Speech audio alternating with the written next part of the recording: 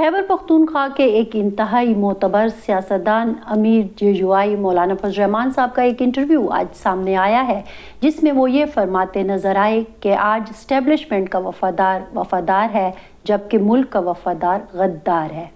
میں ابھی یہ انٹرویو دیکھ کر فارغ ہی ہوئی تھی کہ ایک ویڈیو سوشل میڈیا پر میرے سامنے گزری، جس میں کہ سرحد پار جو مظاہرے ہو رہے تھے، اب تو خیر وہ مظاہرین کامیاب ہو گئے، اس میں سے ایک ویڈیو جو ہے وہ سامنے آئی جس میں ایک خاتون اپنے مین اسٹریم میڈیا پر تنقید کرتے ہوئے کہہ رہی تھی کہ ابھی 2 نعرے لگاؤ کہ دیش کے غداروں کو گولی مار دو تو یہ سارا مین اسٹریم میڈیا آپ کے گرد اکٹھا ہو جائے گا، کیونکہ ان کے پاس اور کچھ کہنے کو بچا نہیں ہے، یہ صرف یہی کہتے ہوئے ہی اور اس چیز کو بیچتے نظر آتے ہیں۔ اس کے علاوہ ایک اور اہم خبر، اور وہ ہے سابق وزیر اعظم عمران خان کے متعلق، کہ جس میں ایک صحافی یہ انکشاف کرتے ہوئے نظر آئے کہ عمران خان صاحب کی سیاسی قسمت کو سیل کر دیا گیا ہے۔ یہ کیا خبر ہے، اس حوالے سے بھی ہم بات کریں گے۔ اور آخر میں جو ایک انتہائی اہم مناظر میرے سامنے آج مردان کی سڑکوں پر دیکھنے میں آئے، وہ تھے یہی سابق وزیر اعظم عمران خان کی بہن کے، ان کی اسٹریٹ موومنٹ کے، کہ جس میں وہ اپنے بھائی کی قید کا اور قید تنہائی کا مقدمہ عوام کی عدالت میں لے کر پہنچی، اور اس میں وہاں پر انہوں نے عوام سے کیا بات چیت کی، اس پر بھی بات کریں گے۔ میں ہوں فرزانہ علی اور آپ دیکھ رہے ہیں فرزانہ علی آفیشیل۔ اور سب سے پہلے وہی ریکویسٹ کہ اگر اب تک آپ نے میرے چینل کو سبسکرائب نہیں کیا تو کر لیجئے، تاکہ میں آپ سے پختونخوا کی اور پختونخوا سے جڑے معاملات کی بات کر سکوں۔ آج بات کرتے ہیں سب سے پہلے اسی انٹرویو کی جو مولانا فضل الرحمان صاحب نے ہمارے ایک سینئر صحافی آصف نثار کو دیا، اور وہ انٹرویو آج منظر عام پر آیا ہے۔ تو اس میں مولانا صاحب جو ہے انہی ساری باتوں کو دہراتے ہوئے نظر آئے جو انہوں نے تقریر میں بھی کی تھی، لیکن جس سے کہ ایک مسئلہ بنا اور پھر ان کے خلاف ایک سوشل میڈیا پر مہم شروع کی گئی۔ اس حوالے سے انہوں نے بات کی، اور پھر وہ یہی کہتے نظر آئے کہ یہ عجیب سی صورتحال ہو گئی ہے کہ غداری کے جو سرٹیفکیٹ بانٹے جا رہے ہیں اس کے اوپر انہوں نے بات کی کہ اسٹیبلشمنٹ کا جو وفادار ہے وہ وفادار کہلاتا ہے، لیکن جو ملک کا وفادار ہے وہ غدار کہلاتا ہے۔ انہوں نے یہ بھی کہا کہ میرے خلاف جو سوشل میڈیا پر ایک مہم چلائی گئی اس کو انہوں نے بہت سختی سے اس کے اوپر بات کرتے ہوئے کہا کہ یہ ایک عجیب سی صورتحال ہے جس کا ہمیں سامنا ہے، اور سیاستدانوں کے ساتھ انہوں نے مثالیں بھی دیں کہ جو انہی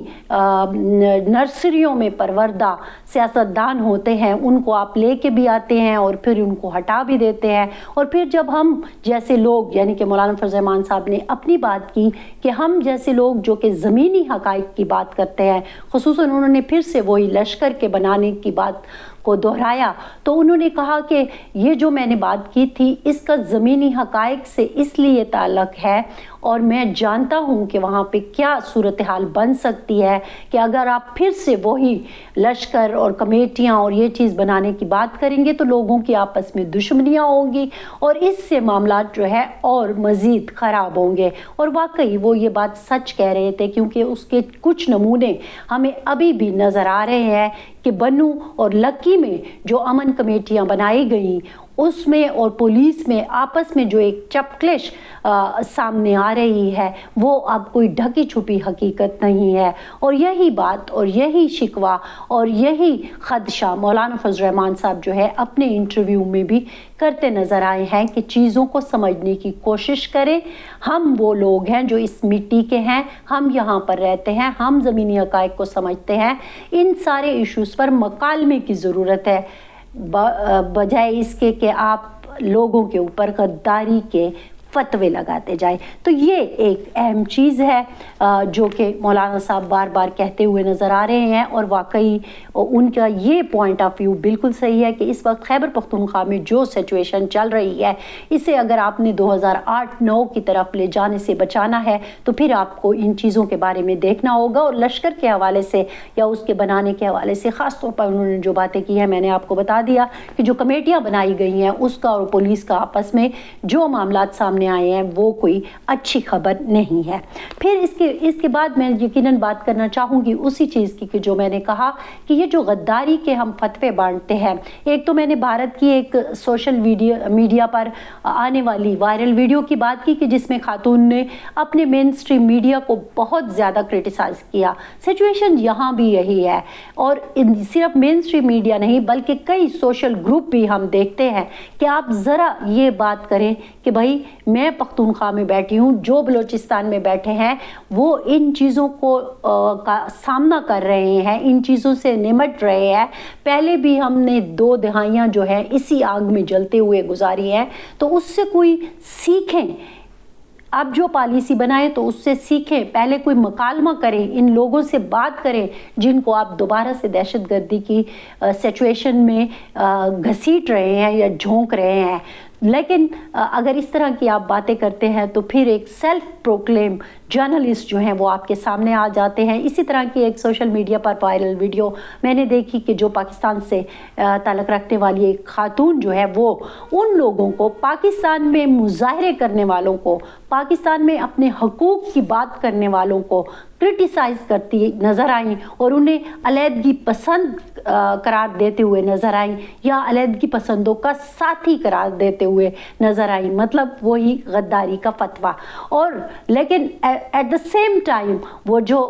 भारत में जो लोग निकले हुए हैं अपने हकूक़ के लिए, नौजवान, उनकी स्टोरीज़ को, उनकी कहानियों को, उनकी बातों को बहुत ज़्यादा सराहती हुई नज़र आई कि बड़ी ज़बरदस्त किस्म के उसके अंदर सबक आमोज़ बातें थीं।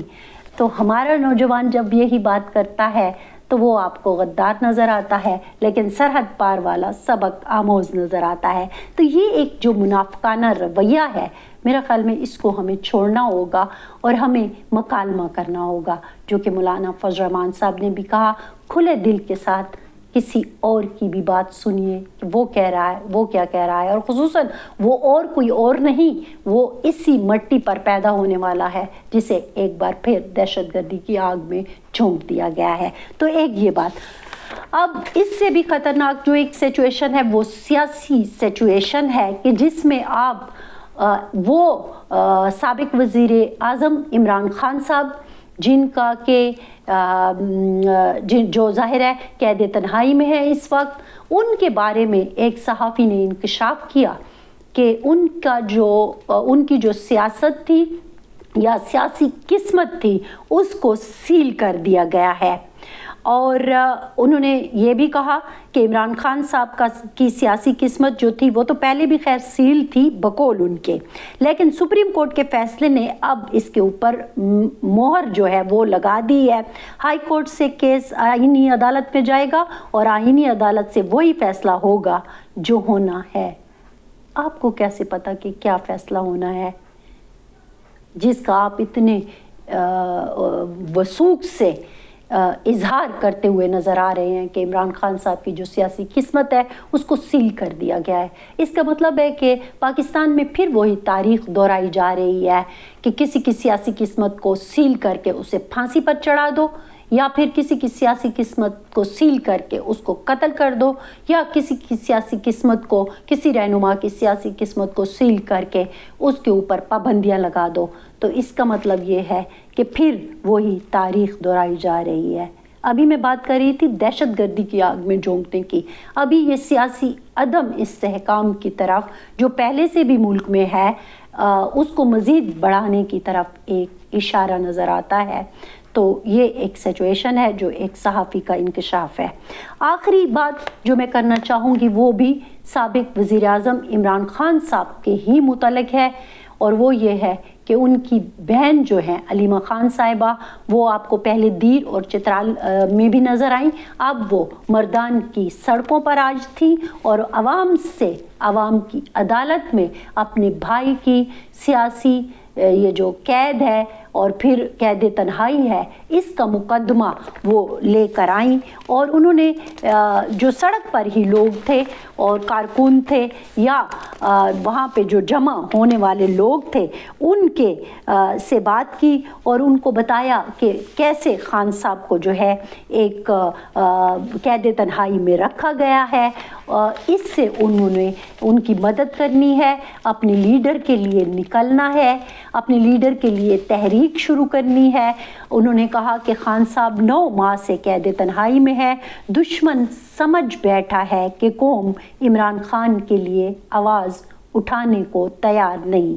ان کی یہ غلط فہمی دور ہو جائے گی۔ اب ہم مزید انتظار نہیں کریں گے اور نہ ہی ہمیں مزید انتظار کرنا چاہیے۔ انہوں نے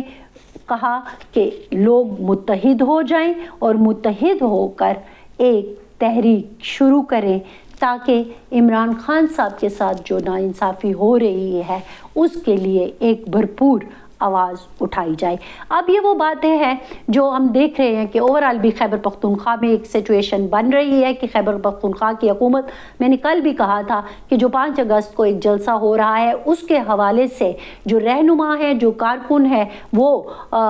جو وزیر اعلیٰ خیبر پختونخوا ہے ان کے اوپر بھی زور دیتے نظر آتے ہیں۔ کل ہم نے دیکھا کہ جو ایک فیصلہ سامنے آیا اس میں یہی تھا کہ یہ جلسہ ہوگا 5 اگست کو،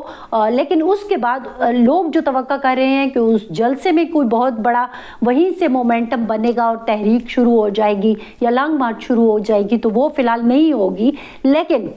ایک خبر یہ بھی آئی تھی کل کہ لانگ مارچ جو ہے وہ ستمبر یا اکتوبر میں ہوگی۔ اب ادھر عمران خان صاحب کی جو بہن ہیں وہ کہہ رہی ہیں کہ فوری طور پر کوئی تحریک شروع کرنی چاہیے۔ اب دیکھتے ہیں کہ جو لیڈرز ہیں وہ کیا فیصلہ کرتے ہیں، بہن